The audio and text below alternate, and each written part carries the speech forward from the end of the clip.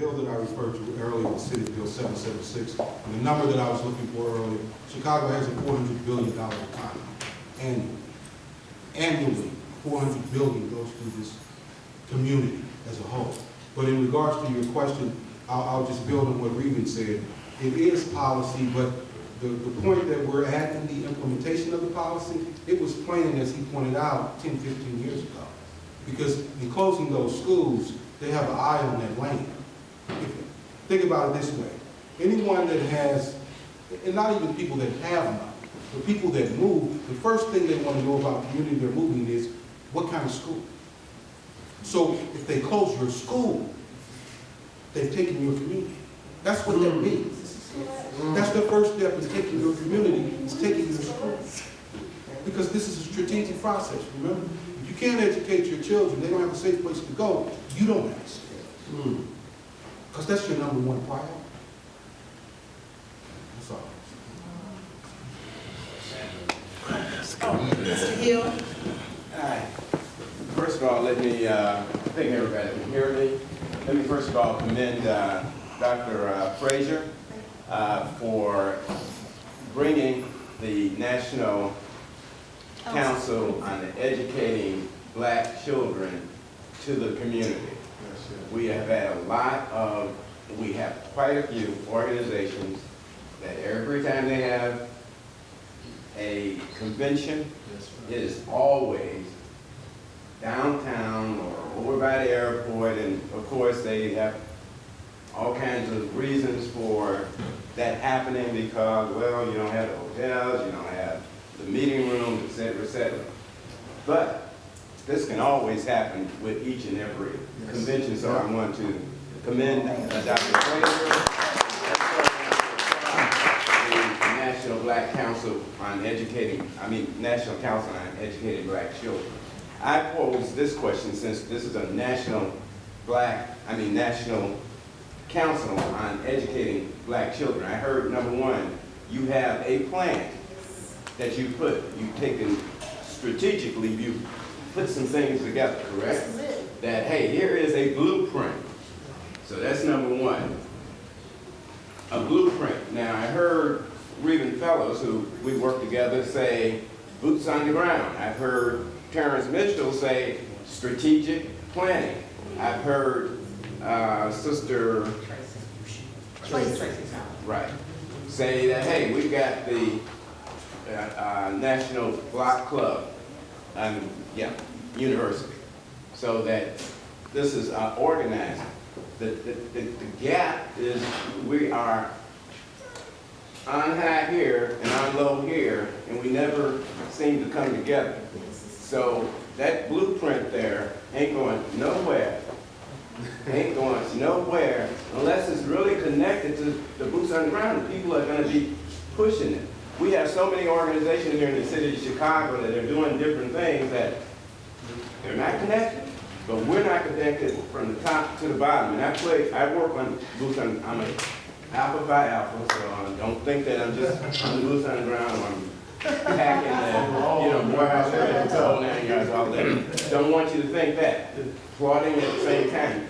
But Revin, I want you to talk about, please, how we connect. How we connect. Terrence and anyone else too. But we want to make sure that when they leave this National Council of Educating Black Children leave, that they have some ideas and thoughts in their mind as it relates to what they can do. Also in terms of pushing that black agenda, which I'm sure all of us are in favor of. Thank you. I'll take a bit and want to welcome Brother Syron. Come on up, brother.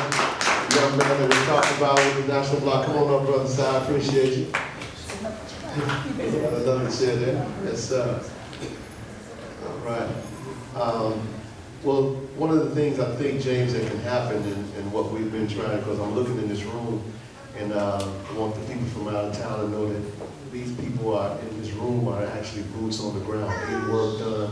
All the negativity that you hear in the news and what's going on, we're actually in the trenches not getting any airtime. So this is actually, we talk about these things are happening, we're doing, and we're holding on with a little nothing.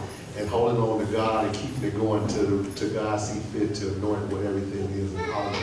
But what Brother James, I think, is a good thing. We've created the Chicago, the Chicago National Black Agenda, and I was blessed to have the research of the Black Agenda in the 1800s, the 1600s, 1700s, every Black agenda since the 1700s. I've been holding on for the last 15 years, and finally we've come together around some things. And what we found out, all those researchers and agenda stayed in the drawer.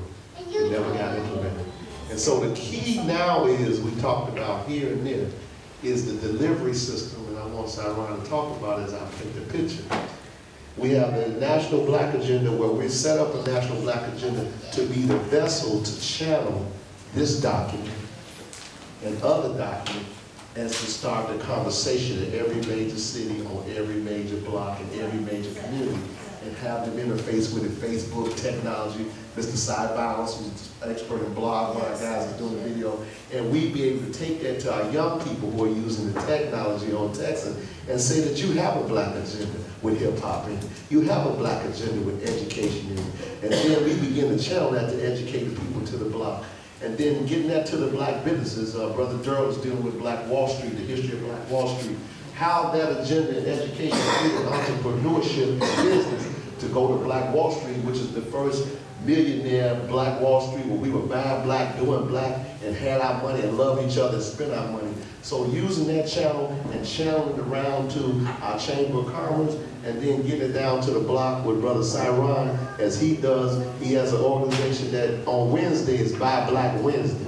So you talk about money, finance. He has a 7-day principle I hope we talk about. But we're using these days as symbolic, and Mama D has already designed the concept of a calendar, 365 days on colors that reflect on our community, what our history is, and why our children should be talking about, like the Irish and other groups. So that's some of the things that Brother James is talking about in channeling. How do we connect the dots from the bottom to the top and deliver from here to Atlanta, New York, all the way back to Africa with our bright lads who have been captured and brought over here and sent back to resurrect our people.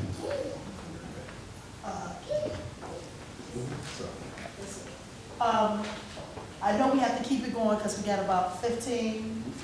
I'm going to respond. Oh, okay, all right, that's all right. Go ahead.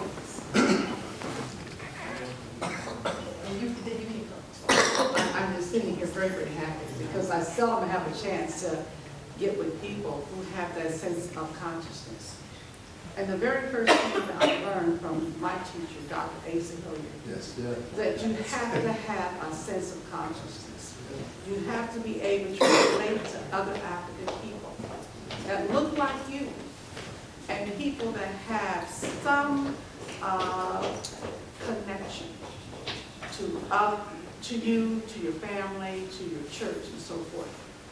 The second thing I learned from Dr. Hilliard was that the number one thing pressing in our communities is that we lack a sense of consciousness. Number two is that the education and the socialization of our children has been turned over to other people. And we allow that to happen.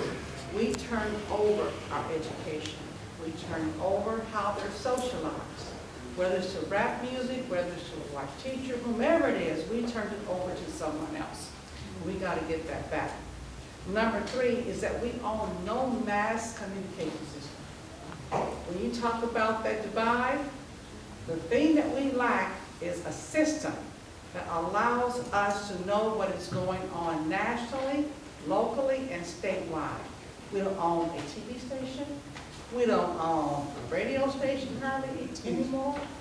We don't own many black newspapers, just about that. We don't have a mass system, but we do have one, and that's social media. And we don't use it. So I urge you all to listen to our talk show on Mondays. So that's one thing.